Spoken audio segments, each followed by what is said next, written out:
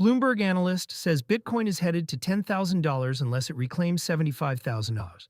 Mike McGlone, senior commodity strategist at Bloomberg Intelligence, published a forecast this week that puts Bitcoin at $10,000 by the end of 2026. His thesis, the cheap money era that inflated crypto from five figures to six, is over, and mean reversion will pull prices back to the most heavily traded zone since CME futures launched in 2017.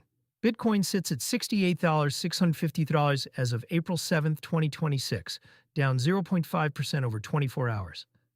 The Fear and Greed Index reads 35, fear.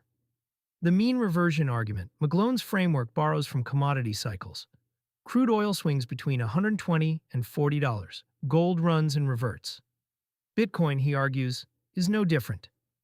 Before the biggest money pump in history in 2021, Bitcoin hovered around $10,000, and it may be reverting, McGlone said.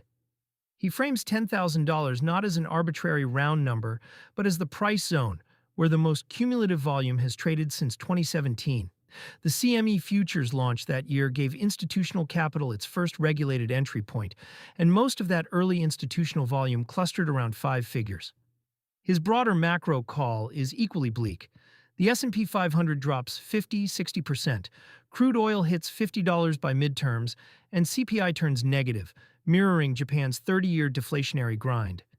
This is not a simple micro view where my math is wrong, McGlone said. I'm just pointing out normal reversion. The $75,000 line, McGlone's invalidation level, is specific.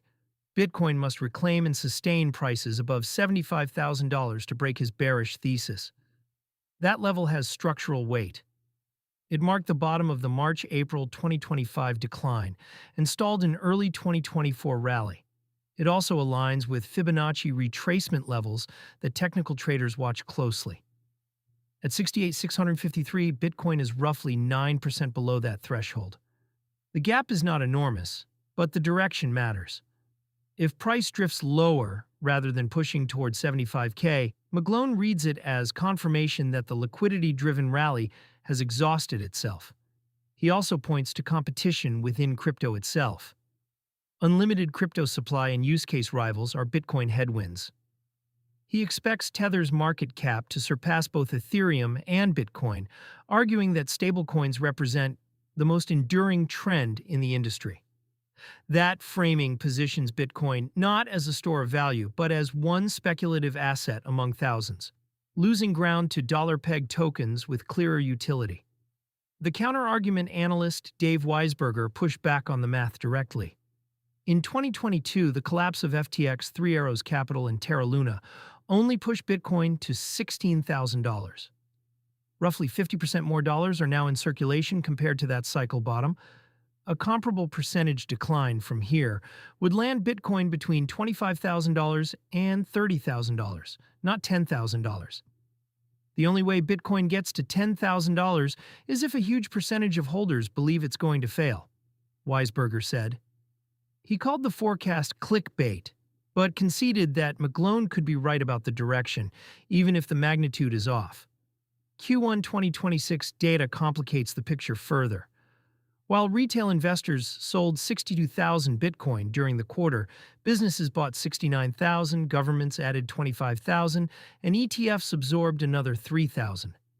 Institutional accumulation during retail capitulation is the opposite of what you'd expect if the asset were reverting to $10,000. McGlone's track record. McGlone's bearish calls have a pattern. He predicted $10,000 in late 2022 when Bitcoin traded near $17,000. The price instead bottomed and tripled over the next 18 months.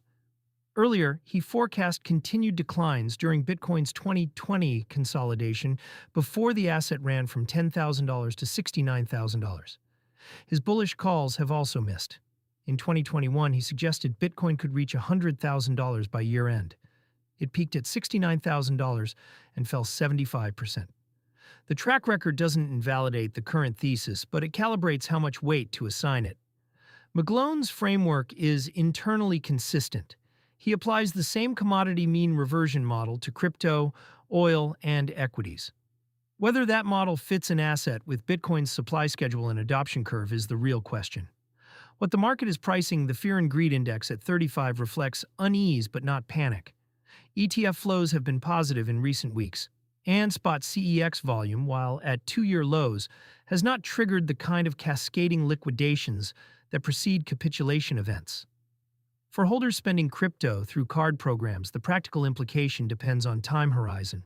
A reversion to $10,000 would erase roughly 85% of current value.